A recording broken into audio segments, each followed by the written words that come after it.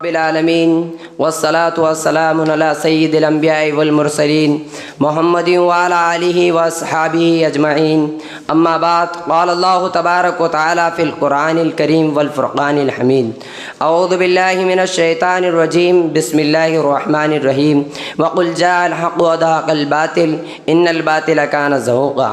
صدق اللہ العظیم۔ توحید کی امانت سینوں میں ہے ہمارے، آسان نہیں ہے مٹانا نام و نشاں ہمارا۔ یونان مصر روما سب مٹ گئے جہاں سے، مگر اب تک ہے باقی نام و نشاں ہمارا۔ محترم حضرات، معزز سامعین اکرام، محترم اساتذہ اکرام اور میرے پیارے تعلیمی سفر کے دوستو، میرے تقریر کا عنوان ہے نور ظلمت کا تصادم۔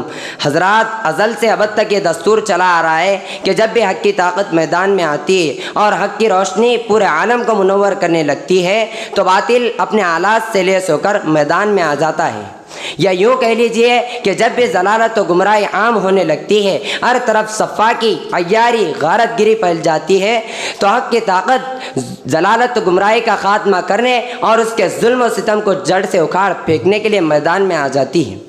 پھر حق اور باطل کی طاقتوں میں ٹکر ہو جاتی ہے۔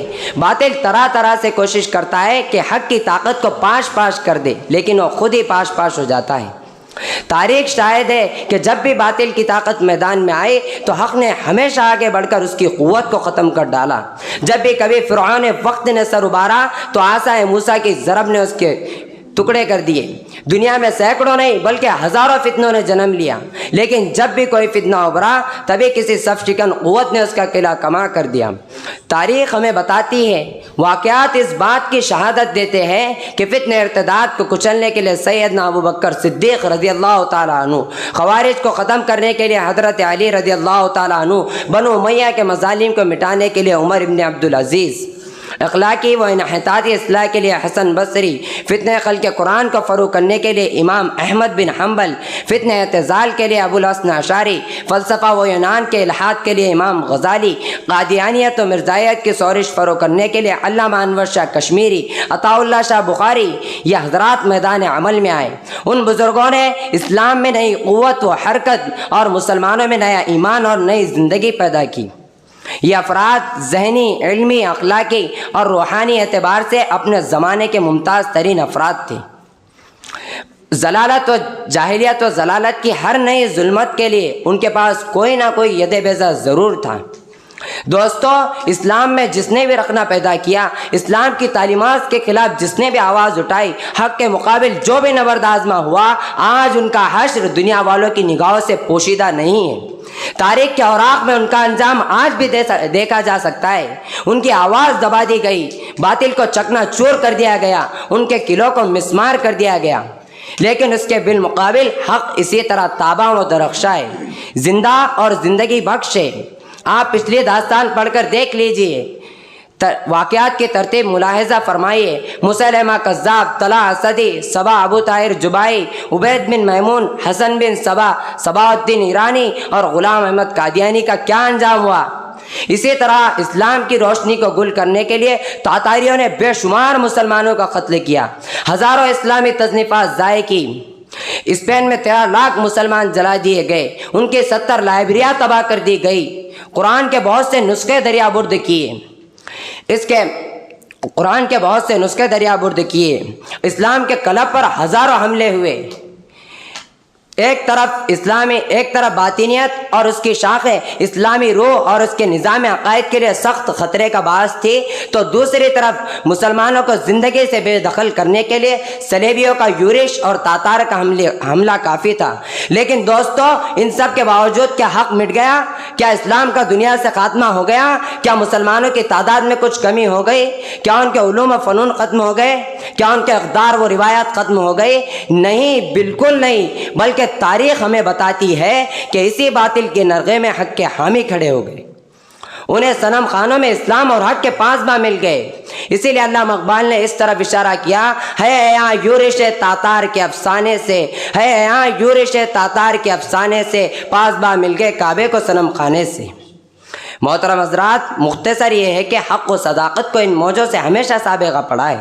ان میں بعض موجیں اس قدر بلند ہوئی کہ انہوں نے آسمان کو چھو لیا، لیکن اس کے بعد سمندر کی تہ ہمیشہ کے لیے سو گئی۔ کتنی باطل طاقتیں نمودار ہوئی، کیسی کیسی حکومتیں وہ قیادتیں ظاہر ہوئی، دیکھتے ہی دیکھتے ان کی بساط الٹ گئی، ان کا نام لینے والا تک دنیا میں کوئی باقی نہ رہا۔ البتہ حق اسی طرح روشن ہے، اسلام اسی طرح زندہ ہے، صداقت اسی طرح اپنی کرشمہ سازی کر رہی ہے۔ شاعر نے بڑے خوب انداز میں کہا، نور خدائے کفر کی حرکت پہ خندزن، نور خدائے کفر کی حرکت پہ خندزن، پھوکوں سے یہ چراغ بجھایا نہ جائے گا۔